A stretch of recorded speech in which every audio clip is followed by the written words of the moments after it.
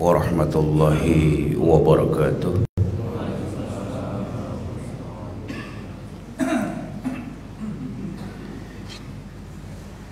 Alhamdulillahillazi arsala rasulahu bil huda wa dinil haqq liyajhirahu 'ala ad-dini kullihi wa kafa billahi shahida. Asyhadu an la ilaha illallah wahdahu la syarika lah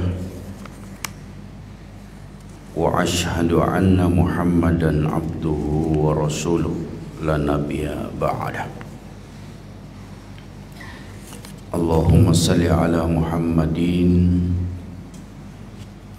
wa ala alihi wa sahbihi wa mawala amma ba'd. Qala Allah ta'ala fi kitabil karim, a'udzu billahi minasy syaithanir rajim. Ya ayyuhallazina amanu taqullaha haqqa tuqatih wa la tamutunna illa wa antum muslimun. Hadirin jamaah salat subuh yang insya Allah sama-sama dirahmati dan diberkahi Allah Subhanahu wa Ta'ala. Pertama dan utama, marilah kita senantiasa memanjatkan puji syukur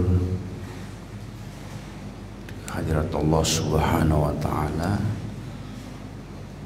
yang dengan limpahan rahmat karunia hidayah yang diberikan olehnya kepada kita sekalian hingga sampai dengan detik ini, Allah masih memberikan banyak kenikmatan, khususnya nikmat iman, Islam, kesempatan, waktu luang, hingga kita bisa hadir menunaikan salah satu dari sekian banyak kewajiban kita, yakni menunaikan fardu subuh.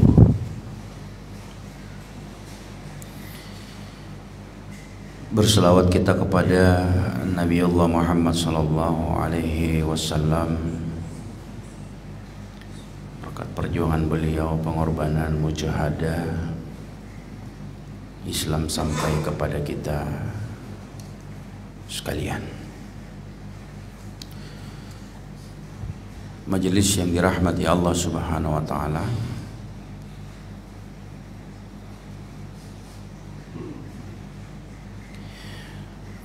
kelebihan kita sebagai manusia dibanding dengan makhluk ciptaan Allah yang lainnya,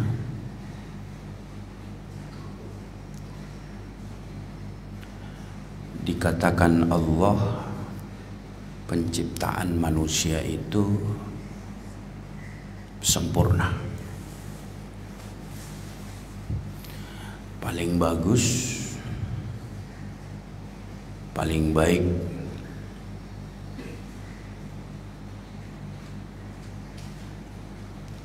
Laqad khalaqnal insana fi ahsani taqwim.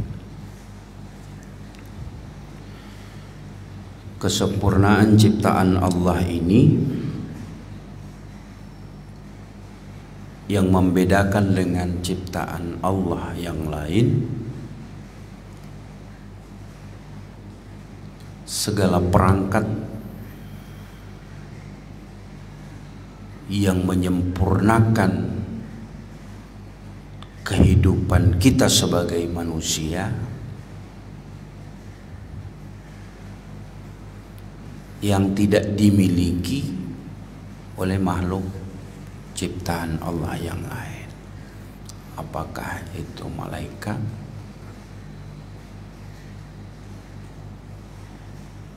jin,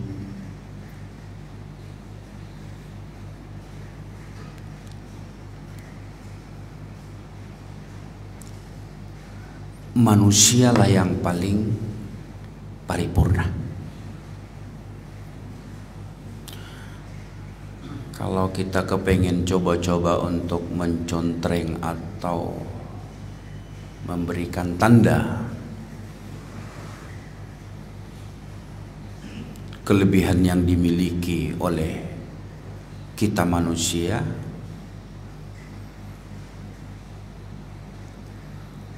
ada jasad,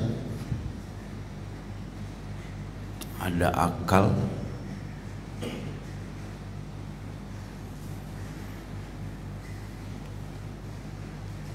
yang kalau kita coba bandingkan dengan makhluk yang lain, ditegaskan oleh Allah, kitalah yang paling sempurna. Nah, kesempurnaan kita sebagai makhluk yang diciptakan oleh Allah ini sudah sepantas dan sewajarnya dan menjadi kemestian bagi kita untuk memanfaatkan potensi yang diberikan oleh Allah ini. Walaupun tidak sedikit manusia yang diberikan perangkat dengan kelengkapannya ini lupa, abai terhadap apa yang sudah diberikan oleh Allah kepadanya.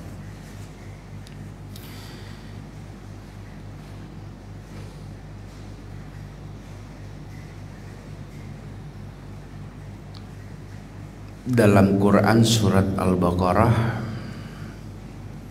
ayat 28, kaifa takfuruna billahi, kata Allah, wa kuntum amwatan fa'ahyakum summa yumitukum summa yuhyikum summa ilaihi turja'un.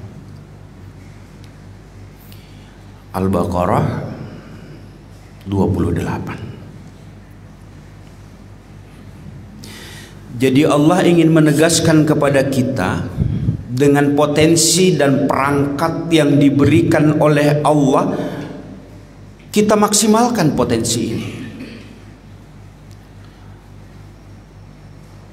Maka beruntunglah orang-orang yang bisa memaksimalkan potensi yang diberikan oleh Allah. Dia selalu berpikir, dia selalu merenung, dia selalu memanfaatkan potensi yang diberikan oleh Allah kepadanya.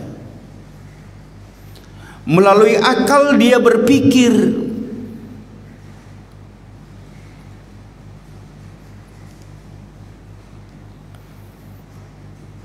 asal kita dari mana,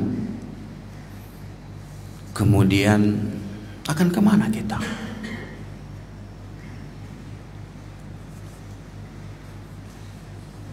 Ini tidak sedikit orang menganggap hal yang sepele, padahal justru ini yang sangat fundamental dalam kehidupan kita. Dari mana asal kita dan akan kemana hidup ini.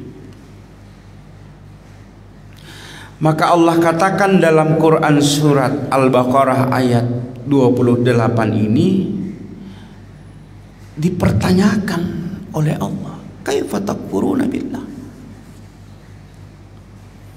bagaimana kamu ingkar kepada Allah, padahal kata Allah, kamu tadinya mati lalu dia menghidupkan kamu, kemudian dia akan mematikan kamu, lalu dia akan menghidupkan kamu kembali, dan kepadanya lah kamu dikembalikan. Nah, inilah proses kehidupan kita sebagai manusia. Diberikan oleh Allah kepada siapapun yang namanya manusia.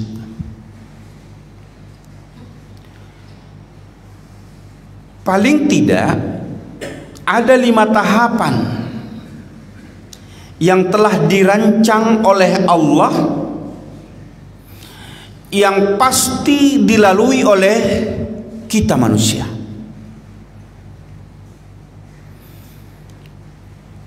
Apa saja 5 tahapan itu? Apa yang disampaikan dalam Quran surat Al-Baqarah ayat 28 ini, Allah katakan sebelumnya kita ini adalah mati. Kita ini tidak ada.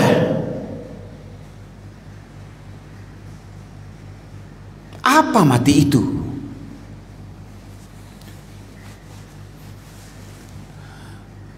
Mati itu kondisi atau keadaan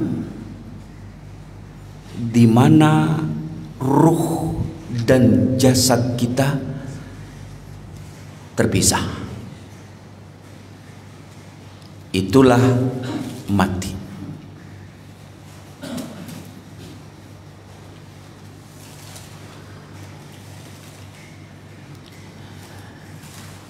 Nah, yang tadinya kita belum ada, berarti kita kondisinya mati. Tapi oleh Allah dihidupkan olehnya. Yang kalau kita memahami mati itu berpisahnya jasad dengan ruh, maka hidup bersatunya atau menyatunya antara ruh dan jasad itu. Maka itulah proses kedua, Allah kemudian menghidupkan kita.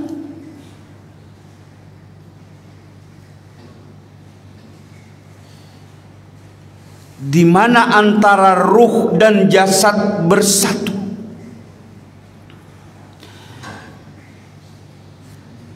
Proses yang dialami oleh setiap manusia Allah terangkan dalam Quran surat As-Sajdah ayat 7 sampai dengan 9. Saya bacakan terjemahannya saja.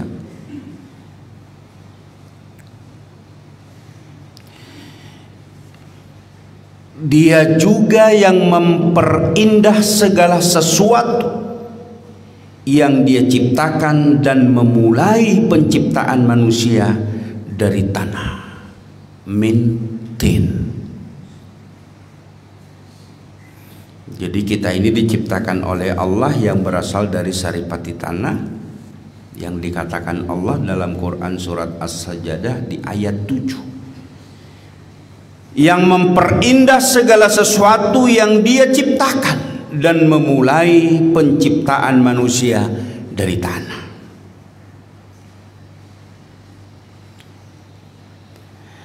Lalu kemudian kata Allah, Dia menjadikan keturunannya dari saripati, air yang hina, sperma, air mani.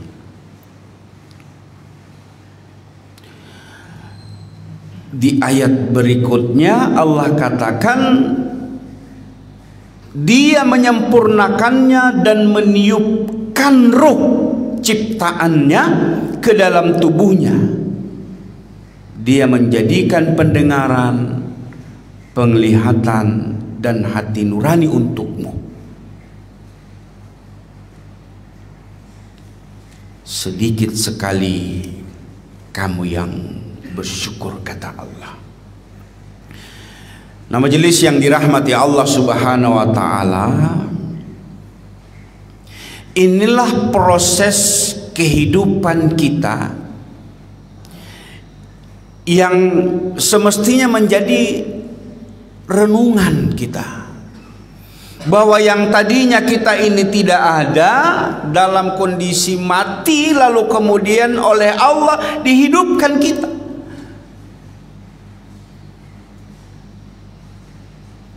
Proses hidup yang dijadikan Allah kepada kita di mana manusia hidup disatukan oleh Allah antara jasad dengan ruh, itulah yang menyebabkan kita bisa hidup.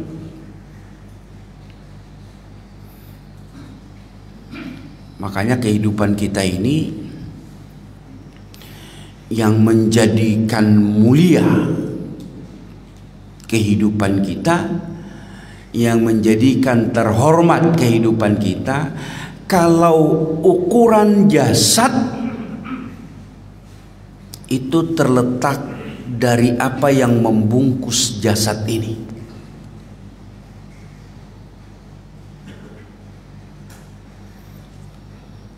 Kita jadi mulia, kita jadi bagus, kita jadi indah, kita jadi sempurna dalam penglihatan kasat mata, dikarenakan ada yang membungkus jasad kita ini. Apa itu? Pakaian yang kita pakai ini.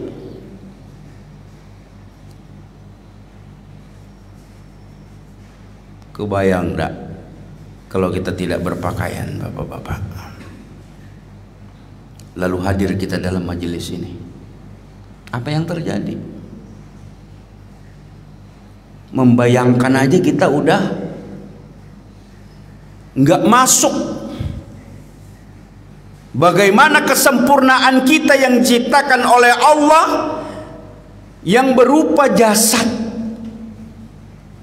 tapi dengan pakaian yang menutup jasad, lalu kemudian kita terlihat sempurna, bagus, baik, dan enak dipandang mata. Kita ngikuti majelis, enggak usah enggak berpakaian.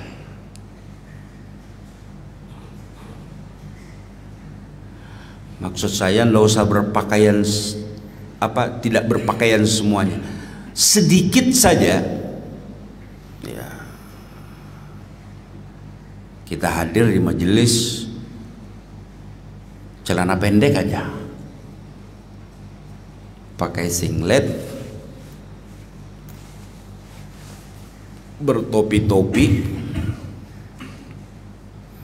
rokokan misalnya nih, itu sudah tidak menggambarkan jasad yang diberikan oleh Allah, lalu kemudian tidak tertutup dengan yang semestinya.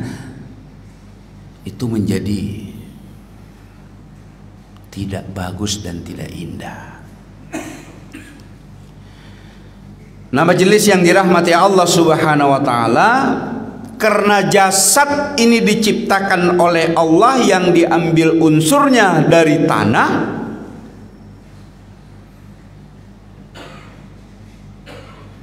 maka nanti mau atau tidak mau, dia akan kembali kepada asalnya. Biar bagaimanapun kita berupaya untuk mempertahankannya, dia tidak bisa untuk bertahan. Tetap dia akan kembali kepada asalnya. Jasad yang berasal dari tanah, maka dia akan berpulang dan kembali kepada tanah.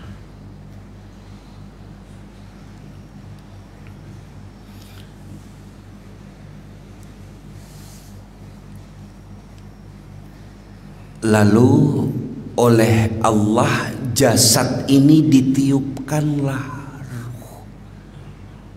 ruh yang berasal dari Allah Subhanahu wa taala. Dia tiupkan sebagai penyempurnaan penciptaannya kepada makhluk yang bernama manusia, maka disitulah dapat dirasakan, dapat difungsikan, dapat dimanfaatkan jasad yang diciptakan oleh Allah kepada kita ini.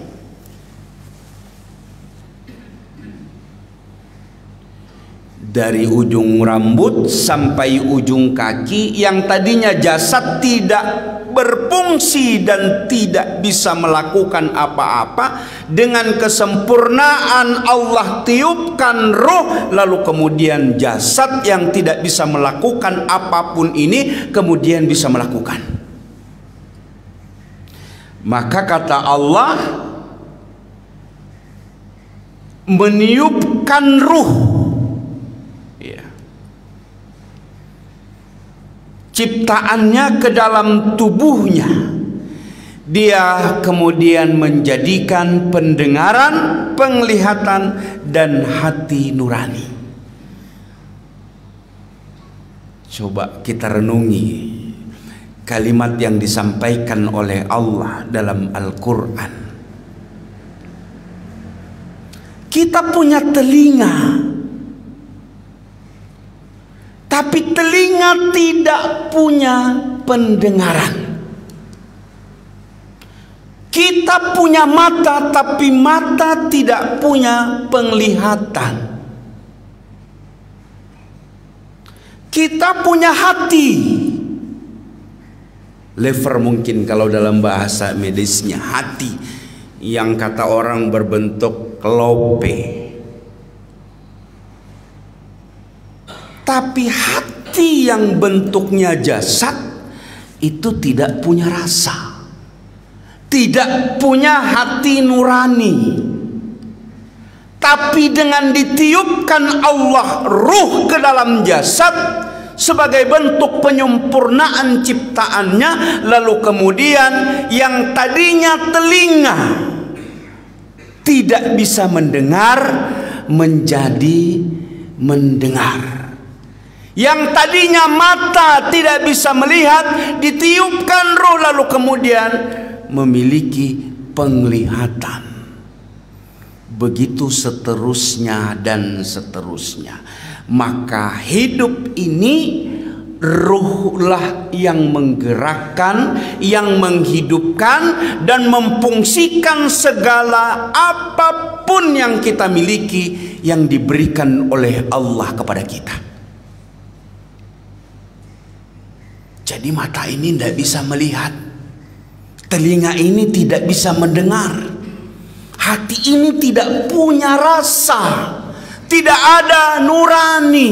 Tapi karena ruh yang ditiupkan oleh Allah kepada jasad, lalu kemudian sempurnalah penciptaan Allah, yang kemudian manusia yang memiliki jasad bisa berfungsi sebagaimana hari ini yang kita rasakan. Seringkan kita melihat saudara-saudara kita yang telah mendahului kita. Begitu orang meninggal dunia, apa kemudian matanya tidak ada, telinganya tidak ada, hatinya tidak ada? Ada semua. Tangan, kaki, seluruh jasad yang diciptakan oleh Allah dan diberikan oleh Allah kepadanya ada dan lengkap semuanya. Tapi apakah ketika kita sudah menjadi mayat, mata bisa melihat, telinga bisa mendengar, tangan bisa menggenggam, kaki bisa berjalan, akal bisa berpikir? Tidak. Padahal secara fisik mata masih ada dan sempurna, tidak ada yang kurang.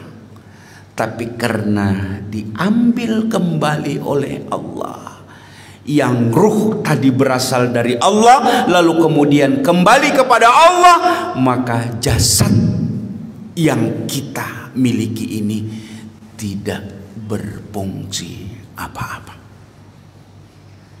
Majelis yang dirahmati Allah Subhanahu wa ta'ala,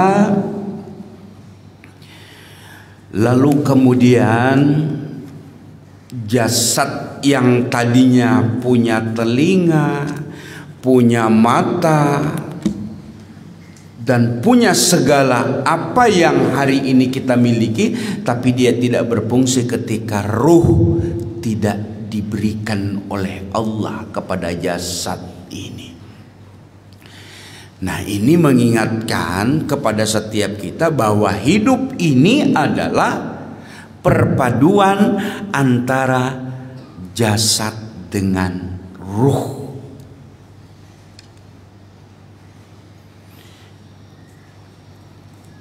Maka kedua yang ada dalam tubuh kita ini itu memiliki tuntutan masing-masing. Jasad punya tuntutan, ruh pun juga punya tuntutan. Walaupun tuntutan jasad ini tidak sama dengan tuntutan ruh itu. Apa tuntutan jasad? Tuntutan jasad itu syahwat. Walaupun datangnya belakangan. Karena jauh sebelumnya, sejak ditiupkan ruh dalam jasad ini, lalu kemudian tuntutan ruh itu otomatis ada. Apa tuntutan ruh yang ada dalam tubuh kita? Selalu mencari Robnya, selalu mencari Tuhannya. Maka diturunkan oleh Allah sifat rububiyahnya di dalam ruh manusia. Sifat kasih sayangnya, kecenderungan mencari Tuhan, kecenderungan bergantung kepada Sang Rob Allah Subhanahu wa Ta'ala, itu sejak ditiupkan ruh. Beda dengan tuntutan jasad tadi yang berupa syahwat. Jadi kalau tuntutan jasad itu berupa syahwat, tuntutan ruh itu berupa fitrah. Kecenderungan manusia, kecenderungan kita untuk melakukan hal-hal yang baik. Maka hakikatnya setiap manusia itu semuanya fitrah, semuanya baik, siapapun dia.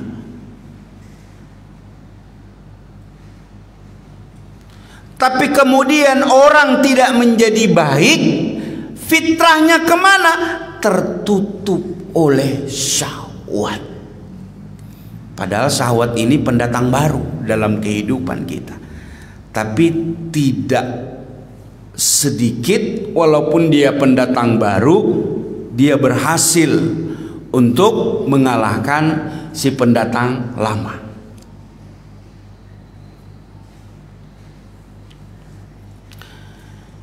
Dalam Quran kita sering mendengar kecenderungan jasad itu syuhubbus syahwat. Suka kita dengan wanita, atau sebaliknya, syahwat itu cenderung kepada anak-anak dan boleh juga anak buah. Berarti di situ ada kekuasaan, kekayaan, materi, dunia, semuanya itu tuntutan yang disebut dengan syahwat. Makanya kalau kita bicara dunia ini, indah aja pikiran kita. Semakin rajin kita menghayal tentang dunia, tentang kekayaan, tentang kedudukan, tentang apa yang menyenangkan dalam hidup ini, maka semakin kita terlena. Karena memang itu tuntutan jasad. Maka jasad ini tidak pernah, syahwat ini tidak pernah berhenti. Yang dia suka kepada dunia. Apa kata Allah? Alhaakumut takasur. Jadi yang namanya dunia ini tidak pernah memuaskan kita.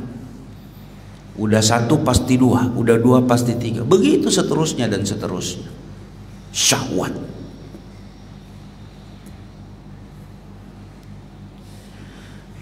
tetapi tuntutan daripada ruh yang berupa fitrah, itulah yang dapat kita rasakan di mana kita memiliki kasih sayang.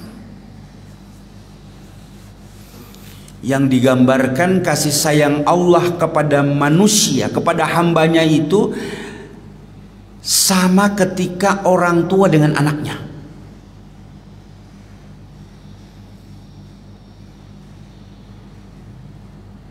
Jadi secara fitrah orang tua kepada anak, anak dan anak kepada orang tua itu kasih sayangnya hampir tak berbatas.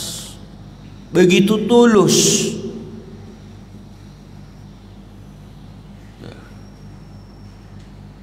Tapi ada, Ustadz, orang yang kemudian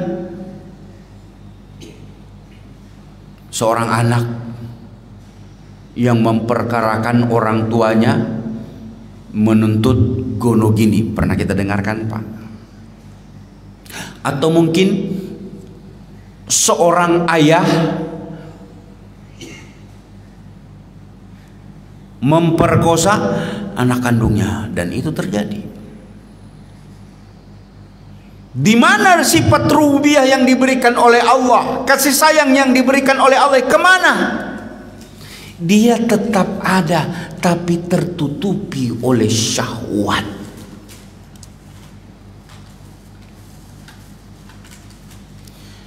Jadi jangan dikira orang-orang kafir, orang-orang yang beriman itu lalu kemudian tidak ada fitrah dalam kehidupan.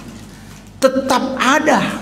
Karena memang ini yang dikatakan Allah, setiap manusia siapapun dia, kebaikan yang bersumber dari ruh penciptaan Allah itu ada.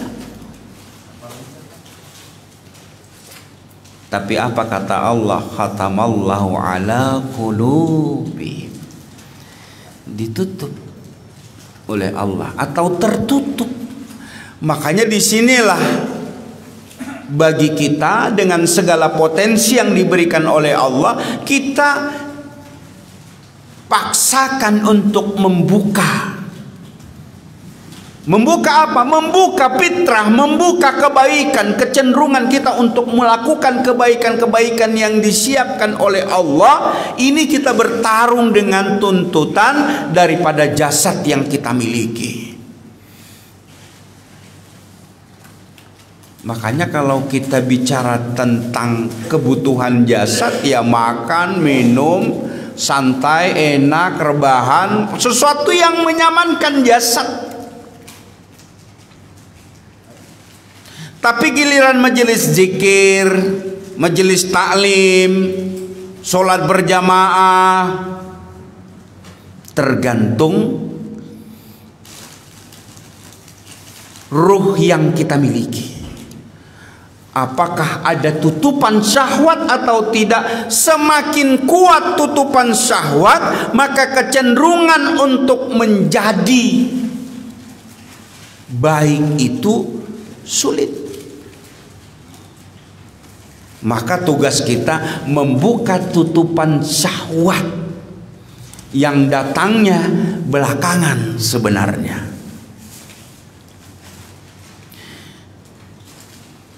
Contoh,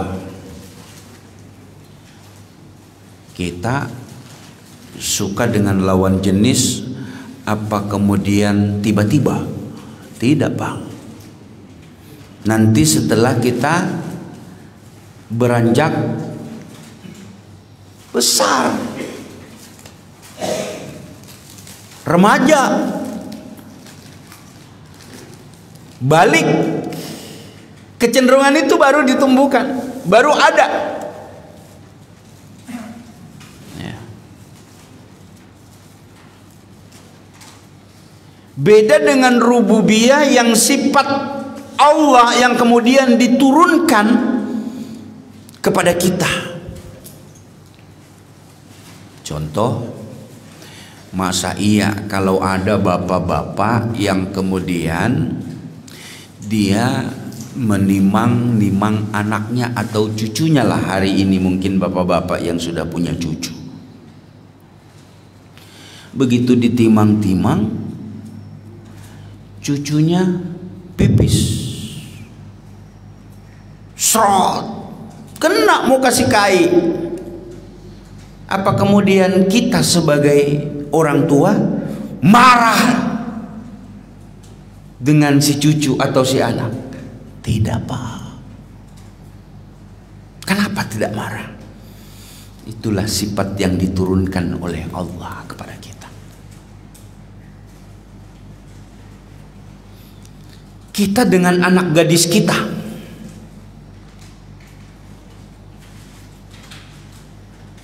sedekat apapun lalu kemudian ada rasa syahwat? Tidak, Pak. Begitu kemudian ada rasa syahwat yang muncul dan timbul, berarti syahwatlah yang mendominasi kefitrahan itu. Coba saja kalau sudah dewasa lalu kemudian kencing, apa yang terjadi? Marahnya luar biasa kita. Nah, Bapak Ibu yang dirahmati Allah Subhanahu wa taala, jadi proses kehidupan setelah kita mati dihidupkan oleh Allah. Yang hidup ini oleh Allah satukan antara jasad dan ruh.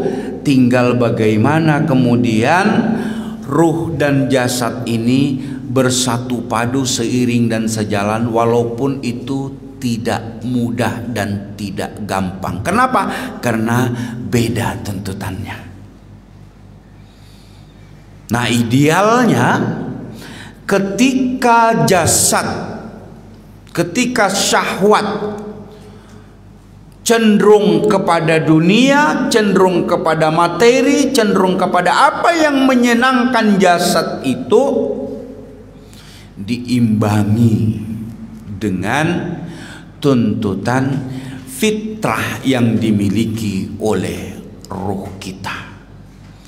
Maka kalau kita raih yang menjadi tuntutan syahwat tadi itu, ini menjadi bagus, menjadi indah, menjadi sempurna. Bagaimana caranya?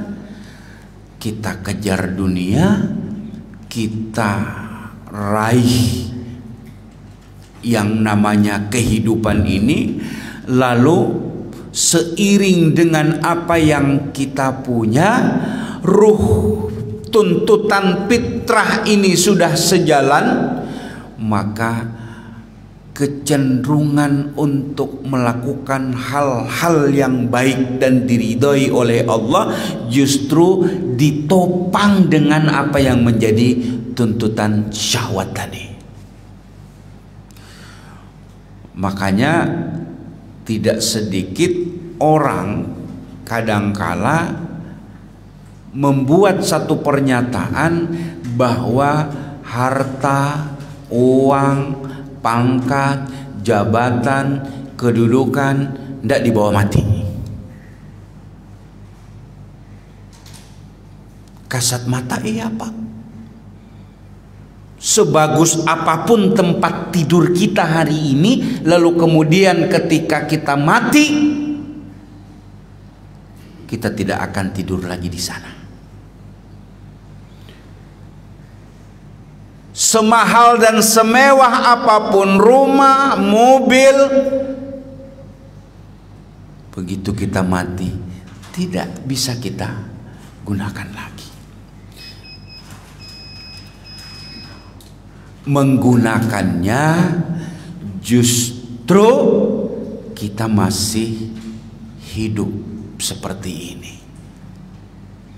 Makanya kalau hari ini Allah berikan kelonggaran rezeki, diberikan oleh Allah kelebihan materi, jangan pelit jadi orang.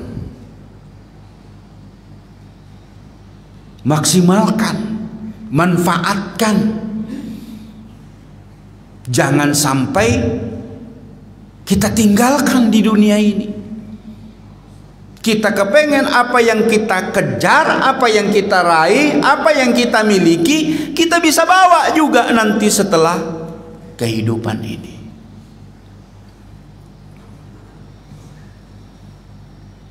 Apa dibawa saat kita masuk kubur? Bukan.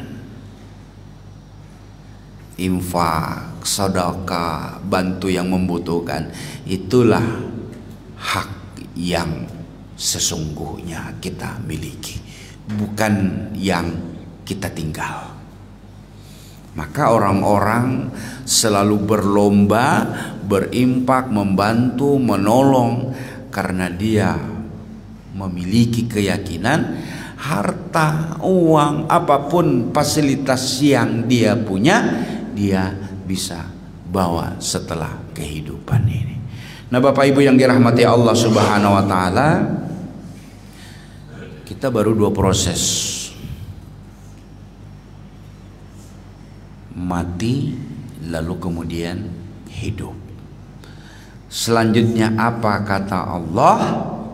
Setelah kita tadi tidak ada menjadi ada, yang kemudian selanjutnya kata Allah dalam Al-Baqarah 28 ini, lalu setelah kita hidup ini dimatikan kita kembali,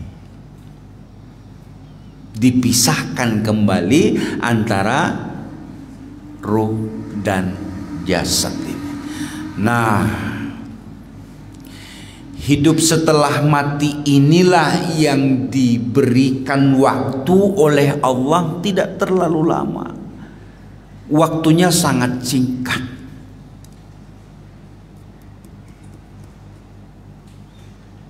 60, 70 atau 100 tahun lah. Itu udah bonusnya luar biasa itu. Jadi yang 70, 80, yang hari ini berumur 70, 80, tinggal nunggu-nunggu aja itu, Pak. Ya. Nunggu panggilan. Mati itu prosesnya ada yang sakit, ada yang indah. Ya. Nah, kita kepengennya matinya itu yang indah, bukan yang sakit. Itu pun kata Rasulullah, seindah-indahnya kematian tetap saja sakit.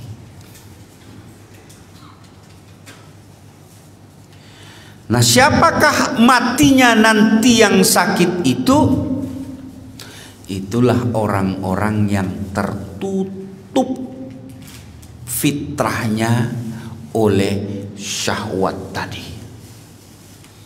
Dia kejar dunia, dia tumpuk harta, semua yang berupa materi, berupa tuntutan syahwat dia kabulkan, lalu kemudian tertutupilah kefitrahannya, sehingga apa yang dia lakukan tidak pernah melakukan yang namanya kebaikan-kebaikan kepada Allah Subhanahu wa taala.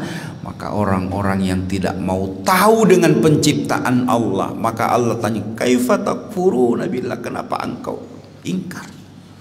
Karena tidak menyadari proses dari mana asalnya, kemudian akan kemana. Tapi bagi orang-orang yang betul-betul merenungi asal kita dari mana, lalu kemudian akan kemana, insya Allah dia berupaya mempersiapkan diri agar nanti menjelang ajalnya, menjelang kematiannya, dia mendapatkan keindahan dalam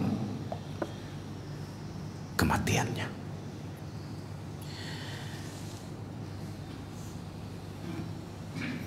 Yang keempat, setelah mati, hidup, kemudian mati, dan Allah katakan dihidupkan lagi kita. Hidup yang kedua. Nah, hidup yang dimaksudkan setelah kematian, maka nanti bangkitnya kita itu sesuai dengan amal yang kita lakukan di dunia, ya. Sesuai dengan tingkah laku dan amal perbuatan kita masing-masing. Dan yang terakhir, dalam ayat ini dikembalikanlah kita kepada Allah Subhanahu wa ta'ala. Itulah nanti terakhir kehidupan di alam akhirat.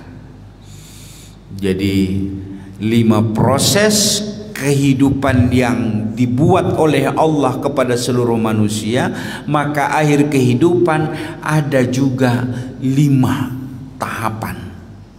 Pertama, orang yang kemudian lolos tanpa hisab masuk neraka.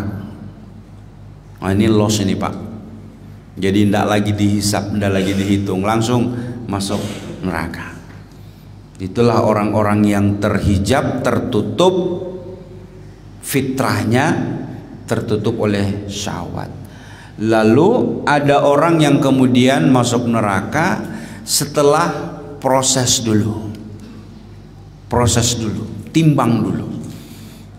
Nah, makanya kita sering mendengar ada orang-orang bangkrut di akhirat, amalannya banyak, tapi kemudian diverifikasi, ya, jadi surplus, jadi bangkrut, ya.